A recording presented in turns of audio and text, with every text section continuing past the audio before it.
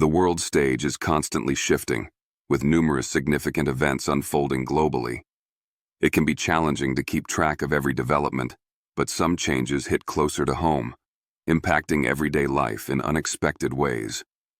Today, we delve into a topic that affects millions: the evolving landscape of crossing the border between Canada and the United States. For countless years, the journey between these two nations was remarkably straightforward, almost an afterthought for many Canadians. Whether for tourism, shopping, visiting family, or business, entering the U.S. was often characterized by minimal fuss, perhaps a few standard questions, and a generally welcoming atmosphere. This ease of passage fostered a unique relationship, reinforcing the idea of shared values and open roads. However, the undercurrents have been shifting, particularly noticeably as we move through 2024 and into 2025. What was once second nature now feels increasingly complex, and for some, tinged with apprehension.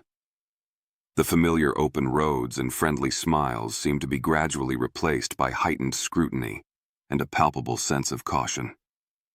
We're hearing more stories, seeing subtle but significant policy adjustments, and witnessing a change in the very atmosphere at border crossings. The automatic trust, the implicit understanding that Canadians were neighbors welcomed with open arms, appears to be eroding. Many Canadians haven't yet fully grasped the extent of these changes, perhaps attributing longer wait times or more questions to isolated incidents or general security tightening. But is it merely tighter security, a necessary response to global uncertainties? Or does it signal something more profound, a quiet, perhaps unintentional message that the relationship is changing, that Canadians might no longer be viewed with the same uncomplicated welcome? The implications are far-reaching, potentially altering travel plans, business interactions, and even personal relationships built across the 49th parallel. We urge you to stay with us through this analysis, as understanding these shifts is crucial. We'll break down the specific changes, explore the potential reasons behind them, and discuss the impact on Canadians. The conclusions we draw at the end might reshape how you view cross-border travel indefinitely. Before we proceed, if you find value in understanding these critical economic and political shifts, please consider subscribing to our channel and hitting the like button. Your support is vital for us to continue bringing you in-depth analysis and helps our content reach a wider audience. Understanding the full picture requires looking back before we look forward. For decades, Canadian citizens, especially the significant number known as snowbirds escaping winter climates, enjoyed relatively uncomplicated stays in the United States. The standard allowance permitted Canadians to remain south of the border for up to 6 months within any 12-month period, typically without needing special visas or facing extensive paperwork. This policy facilitated not only tourism, but also strong cross-border family ties and seasonal residency. It was a system built on a foundation of mutual trust and historical friendship, reflecting the close economic and cultural links between the two nations. Crossing the border was often a matter of presenting a passport, answering basic questions about the purpose and duration of the visit, and proceeding with relative ease. This simplicity was a cornerstone of the relationship, making the U.S. an accessible and frequent destination for Canadians. However, the landscape began to change significantly around 2025. A new regulation emerged, drastically altering the duration of stay permitted without formal pre-registration. The previous 6-month window was curtailed to just 30 days. To stay longer, Canadians now need to proactively register with U.S. immigration authorities online before their intended stay. This isn't merely a minor administrative tweak. It represents a fundamental shift in procedure and expectation. The rationale provided often centers on a broader effort by U.S. authorities to more accurately track long-term visitors and manage immigration flows. While border security and immigration management are legitimate concerns for any nation, the implementation and communication of this new rule have caused considerable confusion and anxiety. A significant issue is the apparent lack of widespread awareness among the Canadian public, particularly affecting the snowbird community, many of whom had established long-term winter routines based on the previous regulations. Immigration lawyers and advocacy groups like the Canadian Snowbird Association have reported a surge in inquiries and confusion surrounding the new requirements. They are actively lobbying for clarity and, in some cases, exemptions for long-term seasonal visitors who contribute significantly to local economies in states like Florida, Arizona, and California. The impact is already being felt. Statistics Canada reported a noticeable decline in vehicle re-entries from the U.S. back into Canada shortly after these changes began to be enforced, with figures indicating a drop nearing 32% in specific periods compared to the previous year. This suggests that the added complexity, or perhaps the perceived change in welcome, is deterring some Canadians from making the trip. Travelers have started receiving warnings at the border regarding the 30-day limit, often caught unaware. This policy shift moves beyond simple paperwork.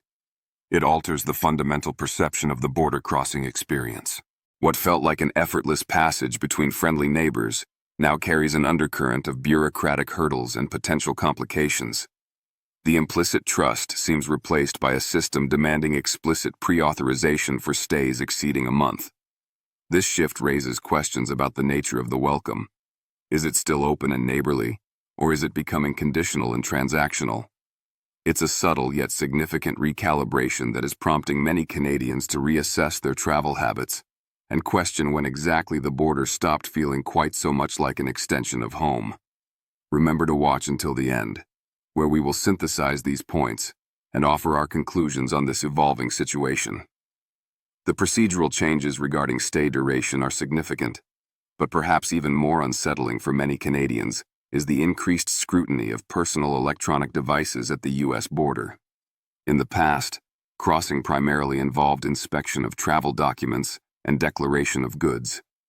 While baggage checks were always possible, the routine examination of personal phones, laptops, tablets, and other digital devices was not a standard expectation for most travelers. This has demonstrably changed in the 2024 to 2025 timeframe. Canadians arriving at U.S. ports of entry are increasingly being asked by U.S. Customs and Border Protection, CBP officers to hand over their electronic devices for inspection.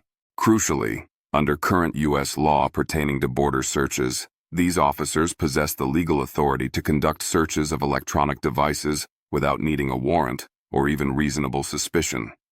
This broad authority means they can potentially scroll through a traveler's text messages, emails, photos, videos, browser history, contacts, and even social media accounts.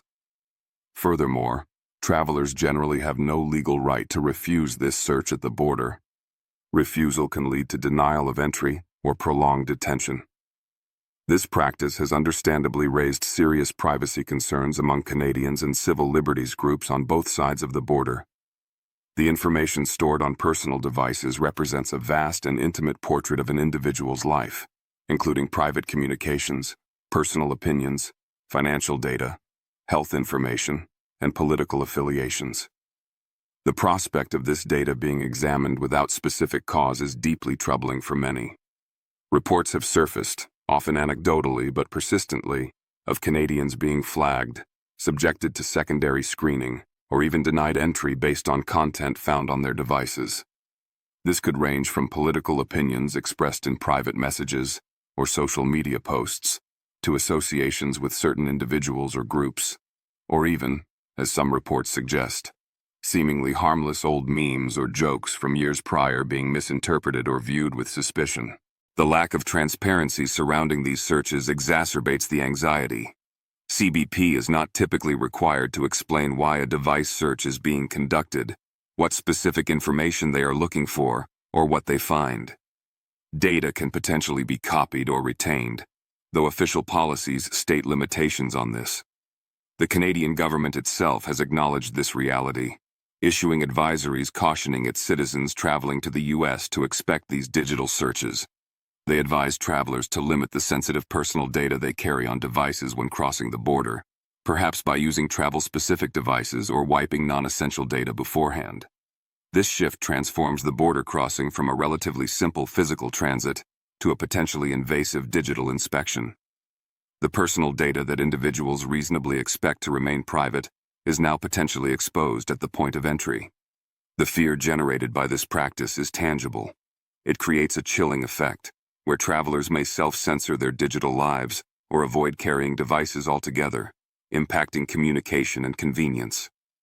What was once a quick and generally easy border process now feels like an open door for authorities to delve into the minutiae of one's digital existence, with unclear boundaries and the lingering worry about how that information might be interpreted or used. This adds another layer of friction and unease to the cross-border experience, fundamentally changing the feeling of trust and openness that once prevailed. The growing concerns about crossing the U.S. border haven't been limited to individual travelers or general government warnings. The academic community in Canada has also sounded a significant alarm. In 2025, a move that underscored the depth of the unease occurred when the Canadian Association of University Teachers, CAUT, a major organization representing over 72,000 professors, researchers, librarians, and other academic professionals across the country, issued a rare and pointed travel advisory. This wasn't a generalized caution, but a specific recommendation urging its members to seriously reconsider traveling to the United States for professional purposes, such as attending conferences, conducting research, or collaborating with American colleagues. The advisory highlighted particular risks for certain groups within their membership. It specifically cautioned faculty members who are transgender, racialized, belonging to visible minority groups, politically outspoken, or members of other marginalized communities, suggesting they might face a higher likelihood of encountering difficulties at the U.S. border. The impetus for this extraordinary measure stemmed from accumulating reports and a perceived pattern of harassment, unduly invasive questioning, and unexplained detentions experienced by Canadian academics attempting to enter the U.S. These weren't isolated incidents, but formed part of a disturbing trend that CAUT felt compelled to address directly to protect its members. The advisory detailed concerns about being targeted based on research topics, political views expressed publicly or presumed, ethnic or religious background, or gender identity. This warning resonated deeply within Canada's academic institutions. Academic freedom and the free exchange of ideas are fundamental principles, and the ability to travel internationally for collaboration and dissemination of knowledge is crucial. The CAUT advisory signaled a potential threat to these core tenets. Consequently, many universities across Canada began updating their internal travel protocols and risk assessments for U.S.-bound travel. Legal departments within these institutions stepped in to provide enhanced guidance and support for faculty members planning trips, advising them on potential risks, rights, however limited at the border, and best practices, such as data minimization on electronic devices. The impact on academic life has been subtle but noticeable. Conferences and academic events held in major U.S. cities like Boston, Chicago, or New York, which were once routine destinations for Canadian scholars, started seeing quieter Canadian participation or faculty choosing alternative international venues. Decisions about sabbaticals, research partnerships, and guest lectures involving U.S. institutions began to incorporate this new layer of risk assessment. This development is significant because it moves beyond personal travel anxieties and touches upon the very infrastructure of international academic collaboration. When a reputable body like CAUT advises caution, it reflects a serious erosion of confidence in the predictability and fairness of the border crossing process for a specific, highly skilled segment of the population. It suggests that the issues at the border are not merely inconveniences, but potential impediments to professional activities and fundamental freedoms, forcing a reconsideration of a relationship that has historically been a cornerstone of North American intellectual life. The fact that academic professionals are being advised to take protective measures, like wiping phones or limiting data, speaks volumes about the perceived risks involved in what used to be considered a standard professional journey. Beyond the explicit rule changes and documented warnings from official bodies, there's a quieter, more pervasive shift occurring, a subtle pullback by Canadians from traveling to the U.S. This isn't manifesting as organized boycotts or widespread public protest. but rather as an accumulation of individual decisions driven by a growing sense of unease and uncertainty. The data provides some concrete evidence. As mentioned earlier, statistics showed declines around 2025, such as the nearly 32% drop in vehicle re-entries or the 23% overall decline in visits compared to the previous year during certain periods. While various economic factors can influence travel patterns, the timing and consistency of this downturn strongly suggest that the changing border environment is a significant contributing factor. Fewer Canadians are making the drive across for weekend shopping trips, short vacations, or visits to second homes. Fewer are booking hotel rooms or attending events south of the border. This hesitation isn't necessarily born out of anger, but more from a pervasive feeling of discomfort. Canadians are becoming increasingly uncertain about what to expect when they reach the U.S. border. They worry about the potential for lengthy delays, invasive searches of their belongings or digital devices, or being flagged for reasons they don't understand. What used to be perceived as a low-risk, easy-day trip or weekend getaway now feels fraught with potential hassles, and for some, genuine risk. This sentiment is being echoed in U.S. border communities that have historically relied heavily on Canadian visitors. Businesses in towns across states like Maine, Michigan, New York, and Washington are reporting a noticeable drop in Canadian patronage. A motel owner in Old Orchard Beach, Maine, a popular destination for Quebecers, articulated this clearly, stating they were experiencing cancellations at a rate unseen in years, almost exclusively from their Canadian clientele. He characterized the mood not as hostility, but as apprehension. Canadians simply felt uneasy about the crossing. This silent pullback is significant because it reflects a shift in perception on a mass scale. It indicates that the changes at the border, the new rules, the heightened scrutiny, the reports of unequal treatment, are collectively eroding the confidence and comfort level of ordinary Canadians. The automatic, unquestioned assumption that travel to the U.S. would be straightforward and welcoming is fading. This has tangible economic consequences for U.S. businesses dependent on cross-border traffic. But perhaps more importantly, it signals a potential fraying of the people-to-people ties that have long characterized the U.S.-Canada relationship. When everyday citizens begin to question whether a simple trip across the border is worth the potential trouble, it represents more than just a change in travel trends. It hints at a deeper shift in the perceived bond between the two countries, a relationship now feeling increasingly strained and less open than it once was. One of the most deeply concerning aspects of the evolving U.S.-Canada border situation in 2025 is the growing evidence and perception of unequal scrutiny faced by specific groups of Canadians. While border security protocols should ideally be applied consistently and fairly, reports and analyses suggest a troubling pattern where certain individuals are subjected to more intensive inspection and questioning based on their perceived identity rather than any specific risk factor. This isn't codified in official public policy. There are no laws stating that individuals of certain backgrounds will be treated differently. However, consistent accounts from travelers, supported by observations from civil rights organizations and legal advocates, point towards a de facto reality where bias appears to influence interactions at the border. Canadians with Middle Eastern-sounding names, those of South Asian background, or individuals identified or perceived as Muslim, frequently report experiencing more invasive searches, longer secondary interviews, and more probing questions about their beliefs, associations, and travel intentions compared to other travelers. This disparity is deeply problematic. It creates an environment where individuals feel targeted not for their actions or travel plans, but for their ethnicity, religion, or origin. This isn't limited to these groups. As highlighted by the CAUT advisory, transgender individuals and those belonging to other racialized or marginalized communities have also reported heightened scrutiny and difficulties. Border agents possess considerable discretion in their interactions, and while this is necessary for security, it also opens the door to potential bias, whether conscious or unconscious. The questions asked can often stray into personal territory, touching upon religious practices, political opinions, or associations, which many feel are irrelevant to the legitimate purpose of border screening. The lack of transparency compounds the issue. Travelers subjected to this heightened scrutiny are rarely given an explanation for why they were singled out. There is often no clear recourse or mechanism to challenge what feels like discriminatory treatment.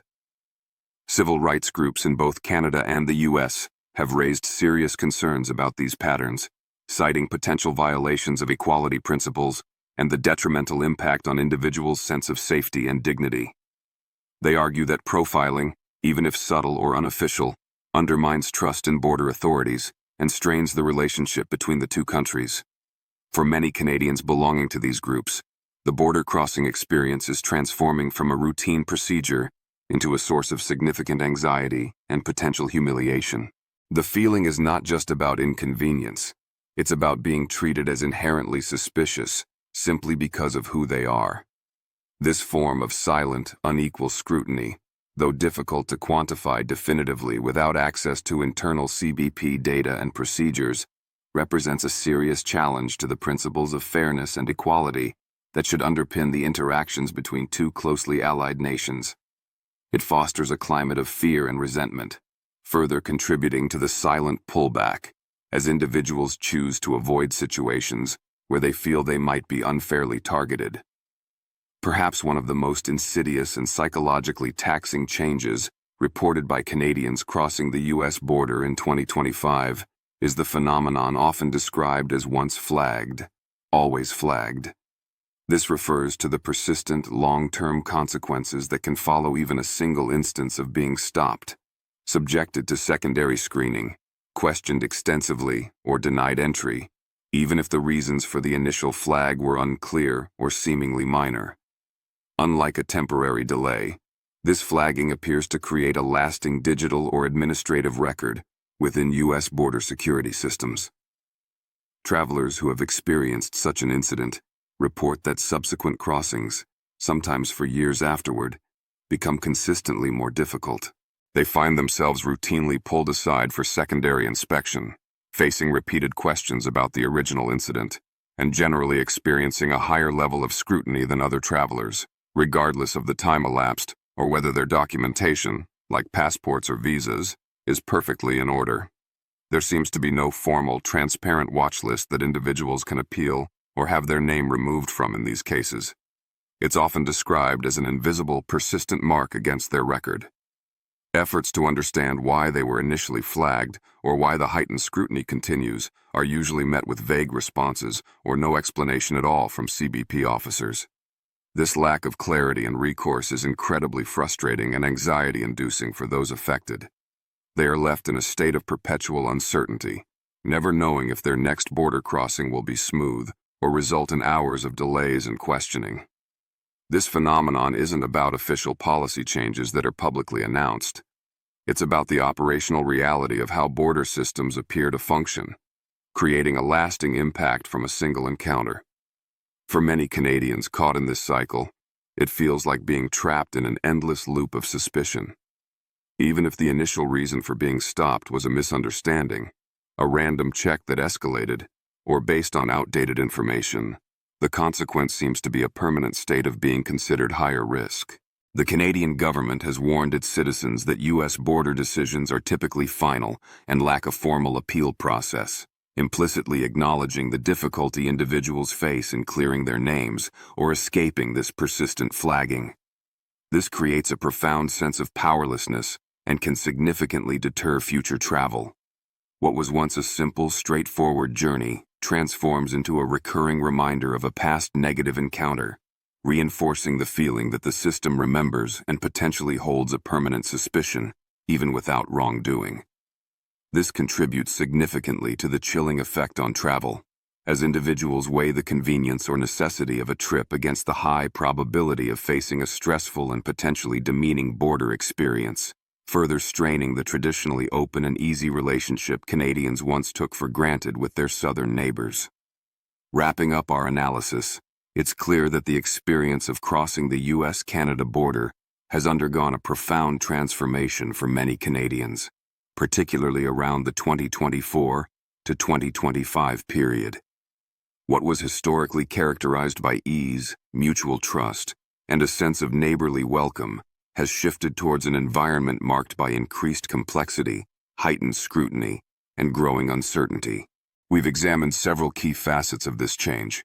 The introduction of stricter stay limitations, like the 30-day rule impacting snowbirds and others, requiring proactive online registration for longer visits. The deeply concerning practice of warrantless searches of personal electronic devices, exposing intimate digital lives to inspection. The unprecedented travel advisories issued by academic bodies like KUT, warning specific groups about potential harassment and unequal treatment based on identity. The phenomenon of persistent flagging, where a single negative encounter can lead to indefinite future scrutiny without clear recourse. And the resulting silent pullback, a noticeable decline in Canadian travel to the U.S., driven not just by rules, but by a pervasive sense of unease and a feeling of being less welcome. These changes, taken together, paint a picture of a border relationship under strain. The automatic assumptions of easy passage and inherent trust are being replaced by bureaucratic hurdles, privacy concerns, and fears of discriminatory or arbitrary treatment. While the need for border security is undeniable in the modern world, the current methods and atmosphere appear to be having a significant, perhaps unintended, chilling effect on cross-border movement and the vital people-to-people connections between Canada and the United States. The data showing decreased travel, the warnings from official Canadian bodies and academic institutions, and the personal accounts of travelers all point towards a fundamental shift. The real question that lingers is whether this represents a temporary phase driven by specific security concerns or a more permanent recalibration of the relationship, where Canadians are increasingly viewed through a lens of suspicion rather than friendship.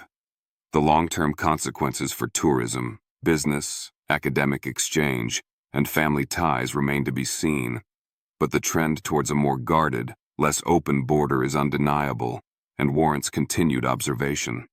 What are your thoughts? Have you noticed these changes yourself? Let us know your location and experiences in the comments below.